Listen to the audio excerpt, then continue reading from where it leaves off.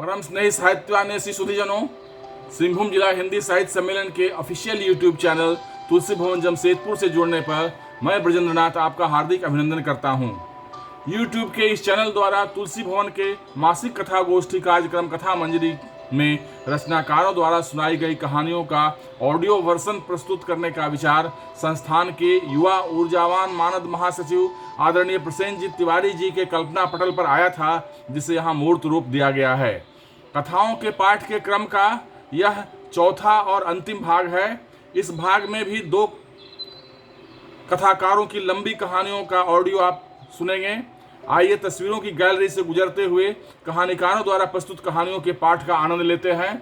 रविवार 26 सितंबर 2021 को अपराह्न 3 बजे से साहित्य समिति तुलसी भवन द्वारा संस्थान के प्रयाग कक्ष में मासिक कथा मंजरी सह राष्ट्र कवि रामधारी सिंह दिनकर जी की जयंती कार्यक्रम का आयोजन किया गया। इसकी अध्यक्षता संस्थान के मानद महासचिव श्री प्रसेनजीत तिवारी जी ने की और संचालन साहित्य समिति के सचिव डॉक्टर अजय ओझा जी ने किया, जबकि स्वागत भाषण तुलसी भवन के कार्यकारिणी सदस्य श्री प्रसन्न वदन मेहता एवं धन्यवाद ज्ञापन श्रीमती वीणा पांडे भारती द्वारा किया गया। तो आइए स्लाइड से होते हुए कार्यक्रम में कथाकारों द्वारा सुनाई गई कहानियों के ऑडियो तक पहुंचते हैं। इस क्लिप में आप 2 समाचार पत्रों में प्रकाशित इस कार्यक्रम का समाचार देख रहे हैं।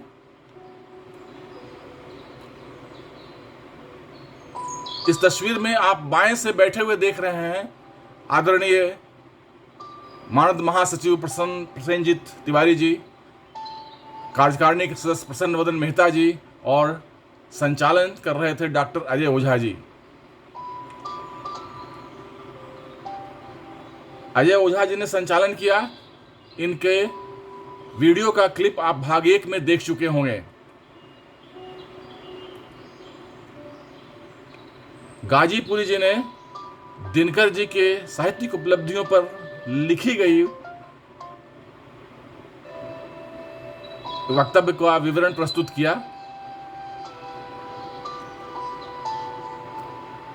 आदरणीय प्रसन्न वदन मेहता जी ने दिनकर पर अपने उद्गार व्यक्त किए और सभी रचनाकारों का स्वागत भी किया। उनका स्वागत भाषण का वीडियो क्लिप आप भाग 1 में देख चुके होंगे। आदरणीय प्रसेनजीत तिवारी जी ने भी अपने वक्तव्य प्रस्तुत किए, जिनका वक्तव्य आप भाग 1 में सुन चुके होंगे।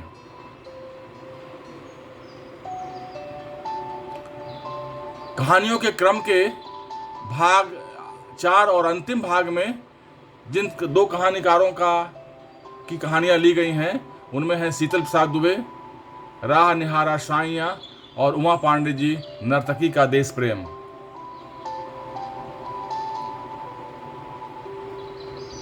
आप शीतल प्रसाद दुबे जी से उन्हीं की आवाज में सुने उनकी कहानी राह निहारा साइयां।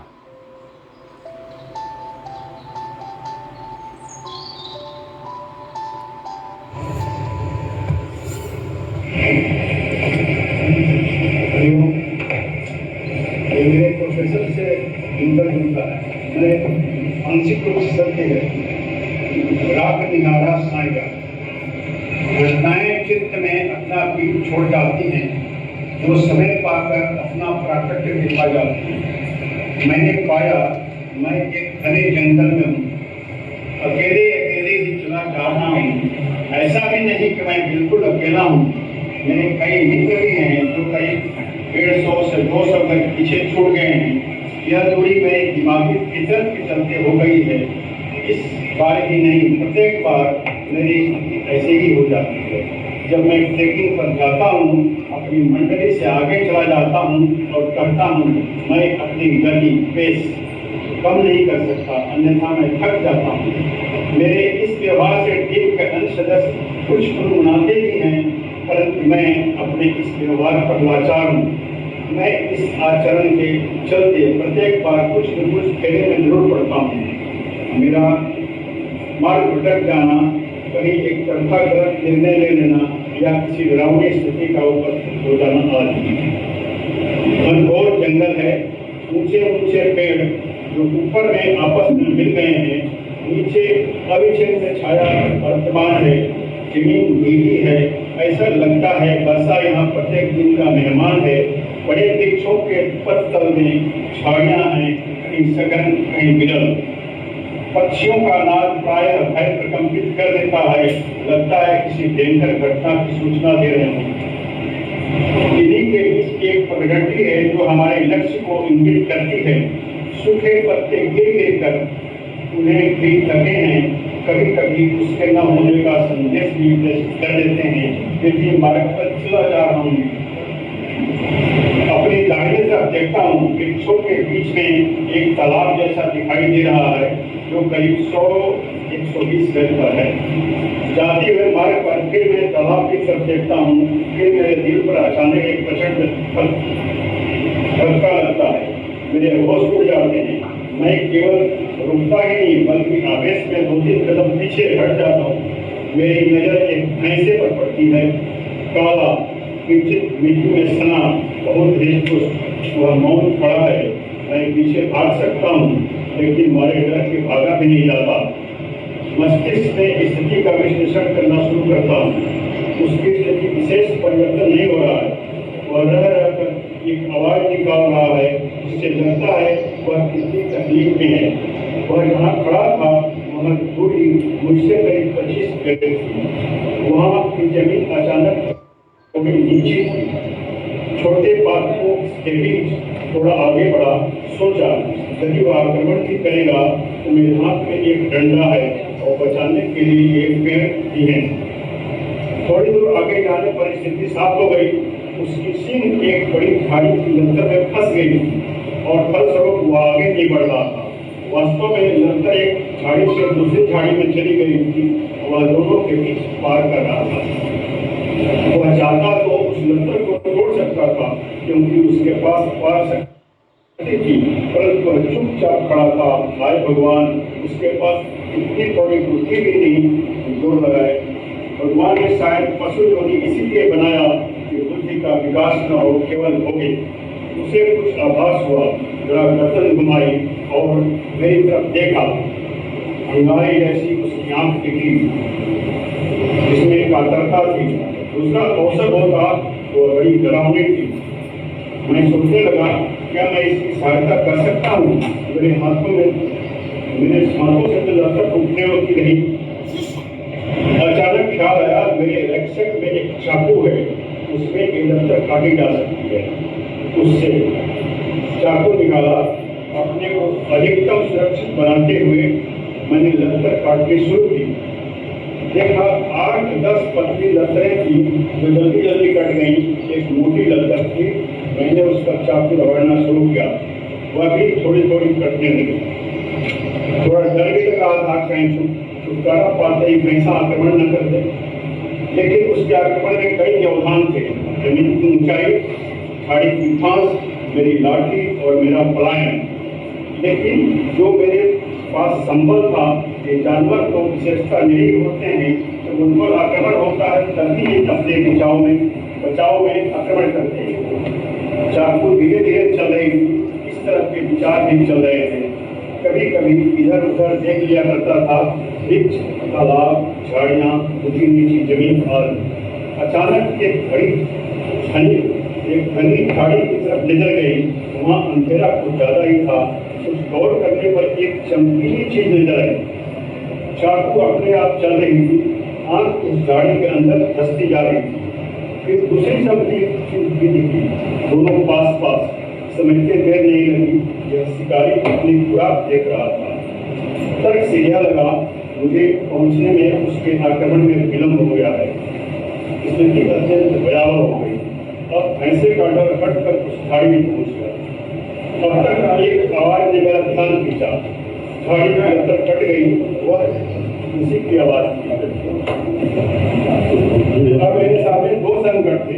एक 3 गज की दूरी पर भैंसा, दूसरा 50 गज की दूरी पर वह हिंसक प्राणी। तीन कर्तव्य विमुख मैं अनिश्चय की स्थिति में। लश्कर कटते ही भैंसे को छुटकारा का अनुभव हुआ। वह आगे बढ़ा। लश्कर भी सड़क कर उसके बगल में जा गई। वह खड़ा हो गया। मैंने वहां से हटना ही होना समझा और धीरे धीरे पीछे हटा, सोचा वापस चलकर अपने दल में से चला जाऊँ। मैं वापस जा रहा था, तब गंडी पर आ गया था, फिर भी खाड़ी की तरफ देख लिया करता था।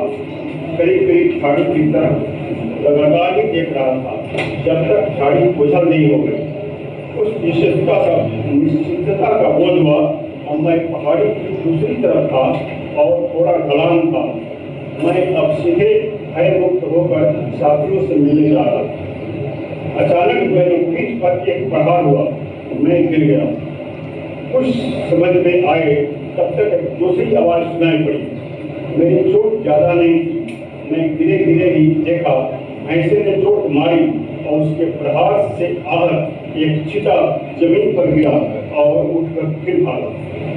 भैंसा उसके पीछे, वह आगे निकल गया, परंतु उसके भागने के ढंग से लगा उसके कूल्हे या कमर पर गंभीर चोट पड़ी है। भैंसा कुछ दूर तक उसका पीछा करता रहा। मुझे थोड़ी चोट थी, कमर में झटका लगा था, टूटी थोड़ी कट गई थी, बाएं हाथ में खरोचे थी और डंडा हाथ से छूटकर कान के पास रगड़ मारा था। रुकसक की एक डोरी टूट गई थी, 2-3 जगह वह कट गया था। घटना की याद आती है, मैं अपने को कितना साहसी मानता हूँ, अपने हिम्मत की दाद देता हूँ। मैं सोचता हूँ मैंने ऐसे को संकट से छुड़ा दिया, मेरे चलते वैसा चीते का शिकार न हुआ। यह पुण्य का जरूर मेरे संस्कार में स्थान पाएगा। मेरा अहम अपनी सीमा पर था। अंदर से आवाज आ रही है, इतना मत सोचो। तुम कौन होते हो बचाने वाले? क्या तुमने उस भैंसे को खड़ा रखा? भैंसे के दिमाग में प्रत्येक प्रकार के भाव क्या तुमने भरे? तुम भैंसे के रक्षक थे या वह तुम्हारा था? सोचो, वह यदि न होता तो क्या तुम बच सकते थे? क्या उस चिते के ग्रास नहीं बन जाते? ऊपर एक देखने वाला है, न्यूनता। वह सब कुछ उसकी मर्जी से चलता है, जिसे चाहे रखे या न रखे, उसकी नजर सब जगह है। प्रत्येक घटना उसकी जानकारी में घटती है। वह सर्वज्ञ और सर्वशक्तिमान। हरिओम।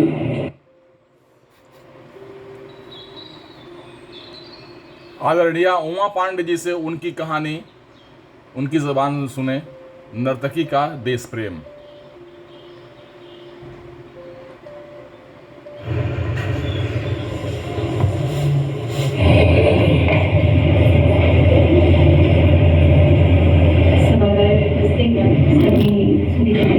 स्वागत प्रणाम। मेरी कहानी का शीर्षक है नर्तकी का देश प्रेम। सुलोचना एक नाम से की सुलोचना नहीं थी। स्वप्न कमल के समान झील सी गहरी आंखों के अथाह सागर में शायद ही कोई डूबना न चाहता। दूधिया रंग, तीखे नैन नक्श, आकर्षक छवि, नाजुक कोमल कलाइयाँ, और ऐसे खूबसूरत जैसे उसे जमीन पर नहीं किसी शहंशाह की हथेलियों पर रखी जाए। उसके काले रेशमे घने केसों को देखकर बालक भी जीत जाए। उसका यौवन अपने उफान पर था। उसकी रूप की चर्चा दूर दराज तक फैली हुई थी। नृत्य, गायन, गीत, संगीत सभी में पारंगत। अपने मनमोहक अंदाज में जब वो राग छेड़ती तो गायकी की सोच में पड़ जाए। कोकिल कण नृत्य में पारंगत ऐसे ही जैसे अप्सराओं ने नृत्य की दरबार सजाई हो। मन की बड़ी सुलोचना भक्ति और प्रभु की आराधना की सच्ची मानसिकता। दिन की शुरुआत तड़के सवेरे भजन से होती और अंत रात के अधीने में फूलों की झनकार और तबले पर संगत करते तबलची और सारंगी के धुन पर बिना किसी नृत्य पर होती, जिस पर लुत्फ उठाने बड़े बड़े राज घराने से रजवाड़े और जमींदार और नृत्य शासक एक ही महफिल में बैठकर अद्भुत कलाओं के संगम का न केवल आनंद लेते बल्कि सुलोचना की धूप की रोशनी में नहाकर अपनी रातों को सजाते। फिर दिन के उजाले में अंग्रेजी हुकूमत को जड़ से मिटाने की लंबी युवाओं को उकसाकर देश के लिए बलिदान होने के उपदेश देते। फिर रात के अंधेरे में सुलोचना की रंगीन महफिल में अंग्रेजों के साथ एक ही भूखे और जीवन के धुएं में मातृभूमि की बेटी को शर्मसार करते। पेशे से नर्तकी सुलोचना नृत्य के क्रम में सभी का मन मोहती, सभी रजवाड़ों और महफिल में से जो भी पुरुष आते उनकी बातों को ध्यान से सुनती और मन ही मन अंग्रेजों को अपने देश से निकालने की तरकीब सोचती और उन रजवाड़ों देशद्रोहियों को मृत्यु दंड देने के लिए व्याकुल होती। उसकी अंधेरी रात छोटी नुमा घरों की रोशनी बुझा सभी नींद के आलोच रहे। जुगनुओं की लड़ियां अंधेरे को मुंह चढ़ाती, ओस की बूंदें भी ओस की टुकड़न भरी रात में चांदी से चमकते दिखाई देते। सन्नाटों को चीरती झुमरू की आवाजें रात के मौन को ललकारती। तभी बुरी तरह जख्मी नरेश लहूलुहान हालत में किसी ऐसी जगह शरण लेना चाहता था जहां तनिक सांस ले। थोड़ा विश्राम कर फिर से वह अपनी बची कुची जान की परवाह किए बिना कल पाँव पड़ने से पहले अंग्रेजी हुकूमत की जड़ें फैलाती। देश प्रेम के दीवानों की टोली का एक दीवाना देश प्रेमी नरेश निर्धन विधवा मां और अपने भाई बहनों का इकलौता और आखिरी सहारा नरेश भगत सिंह और उनके साथियों के दीवानों के साथ उनका संदेश वाहक भी था। अंग्रेजों के सिपाहियों से भरे एक वाहन को अभी आग के सुपुर्द कर किसी अंग्रेजी अफसर की गोलियों का शिकार हुआ नरेश अपने लिए रात गुजारने घर का आश्रय ढूंढ रहा था।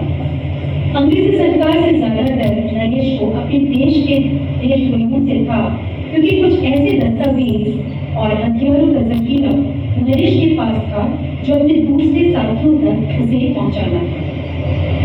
डर से दांतों की कटकटाती आवाज अंधेरी रात में रोशनी में नहाए उस अकेली बिल्डिंग के उस कमरे में आहाते दर्द नरेश बस घड़ी भर सुस्ताने ही पहुंचा था। इसी पे उसकी आंखें सुलोचना अपना बाजार समेत बड़ी नजाकत से अपने पांव की उंगलियों को उतार अभी अपने नरम मुलायम बिस्तर पर जैसे ही अपनी थकान मिटाने जाने को हुई, बेहोशी की हालत में लहूलुहान एक मनमोहक सुंदर नौयुवक अपने कमरे में देख सहसा चीख उठती है। लौट कर आया मुलाजिमों से ये कहकर वापस देते हुए कि उसके बिछौने के पास उसने एक चूल्हा देखा था।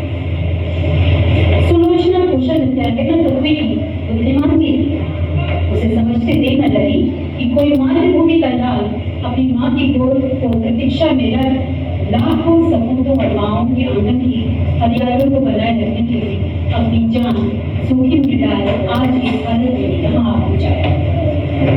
एक से बढ़कर एक अनाड़ युवक उसकी महफिल में शान बढ़ाने रोज लाखों रुपए सुलोचना पर लौटा कर भी उसके करीब एक पल आने के लिए तरसते थे। सुलोचना अपने फल की कीमत वसूलती और अपने बाजार की सीमा रेखा सील करती। आज नरेश की मुहूर्त छवि चमकती ललाट पर सूर्यवंशी रेखाओं और नरेश के काले घुंघराले बालों के भंवर में मदहोश सुलोचना नरेश के रक्त रंजित शरीर को अपने देश की बड़ी आंचल के किनारों को पकड़कर उसकी मरहमती करती है और जब खिलाकर भोजन खिला दिन रात उसकी सेवा करती है और धीरे धीरे धीरे उसके प्रेम आश्रय पद्धति चल जाती है। नरेश को होश आता है, स्वयं को रूप की अप्सरा के समीप पाकर मंद रूप आप बदल निभाते इशारों में पूछता है, मैं यहाँ कब और कैसे आया? इशारे से सुलोचना कहती है, डॉक्टर ने बातें करने के लिए मना किया है, अभी तुम्हें आना की सख्त जरूरत है। शरीर से लड़कर नरेश दिन भर अपनी सेवा में लगी सुलोचना की बेगिलत इस प्रकार झुकाएगा ये सोचती है। रात हुई, रोज की तरह आज भी धुन साज और तर्जमानों की महफिल चली। आज महफिल में कुछ अलग तरह के लोग नजर आए जो कभी नहीं देखे गए थे। रजवाड़ों और मलिकों की मित्र मंडली में कुछ अनेक उनके अंग्रेज चमचे भी थे जिन्हें उस युवक की तलाश की बड़ी व्यग्रता से, जो पिछली रात अंग्रेजी सिपाहियों से भरी वाहन को आग लगा कुछ जरूरी दस्तावेजों को उड़ा ले गया था। नित्यानंद ने नृत्यांगना ने आज विशेष शैली में नृत्य प्रस्तुत कर अंग्रेजी अफसरों को इतना नशा पान कराया कि नशे के चूर उन्होंने अपनी सारी योजना सुलोचना को बताई। सुलोचना को अपनी मातृभूमि का ऋण चुकाने का और देश प्रेम का इससे अच्छा सुअवसर कभी न मिलता।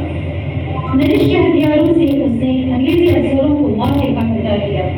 रजवाड़ों को रस्सी से चौराहे के खंभे में बांधकर डेढ़ धोनी के पट्टे लगा दिए। अपने महत्वपूर्ण अफसरों की रातों रात हत्या से अंग्रेजी हुकूमतों में हड़कंप मच गई। नरेश ऐसे देश प्रेमी नृत्यांगना को देख हतप्रभ था। उसकी देशभक्ति से प्रभावित नरेश सुलोचना को पसंद तो करता है, परंतु देश के प्रति उसका धर्म और कर्तव्य सुलोचना को स्वीकारता नहीं है। नरेश को लगने लगा कि सुलोचना का सामूहिक प्रेम उसे अपने कर्तव्यों और उद्देश्यों से कहीं निकल नहीं। सुलोचना को बिना बताए रात के अंधेरे में वहां से निकल दस्तावेजों और हथियारों को तूफान में शरण लिए अपने साथियों तक पहुंचा देता है, जिससे उन साथियों को अंग्रेजों की बड़ी साजिशों को विफल करने और देशवासियों को सुरक्षित रखने में मदद मिलती है। सुलोचना अपने कमाल दौलत को देश के काम में लगा। उन्हें अपने माया जाल का शिकार बना अंग्रेजी हुकूमत की जासूसी करती। नरेश की तलाश कर रातों रात उसके काबिले में पहुंच उसने जब अंग्रेजी चौलों को बताया तो सभी के होश हो गए। इस तरह सुलोचना रात अपनी महफिल सजाती और दिन भर देश सेवा में लगी नरेश के करीब रहकर उसके प्रेम की सुगंध को महसूस करती रही। तब नरेश की धरती का संदेश वाहक भी बनी सुलोचना कि इस क्रियाकलापों को उसके कर्तव्यों में से एक गद्दार ने इसकी सूचना अंग्रेजी अफसर को दी। उसी रात नरेश से मिलकर अंग्रेजों के खिलाफ किसी बड़ी घटना को अंजाम देने के इरादे से सुलोचना अपनी उंगलियों को बक्से में बंद कर सादे निकास में रात के तीसरे पहर जैसे ही निकलती है पहले से ही घाट लगाए खूंखार अंग्रेजी सिपाही नरेश को अपना निशाना बनाता है। अंधार उन गोलियां डालने लगता है। नरेश को पीछे धकेल खुद गोलियों का सामना कर सुलोचना वंदे मातरम भारत माता की जय कहते हुए नरेश के बंदूक छीन वहीं दो गोलियां करती हुई नरेश को वहां से बच निकलने में मदद करती हुई खुद अपने प्राण गंवा देती है। इस तरह सुलोचना देश प्रेम कर्तव्यों को निभाते हुए एक ऐसी किरदार बन जाती है जिसकी गाथा इतिहास के पन्नों में कहीं दर्ज नहीं है, फिर भी अमर है उसका प्रेम, अमर है उसकी देशभक्ति।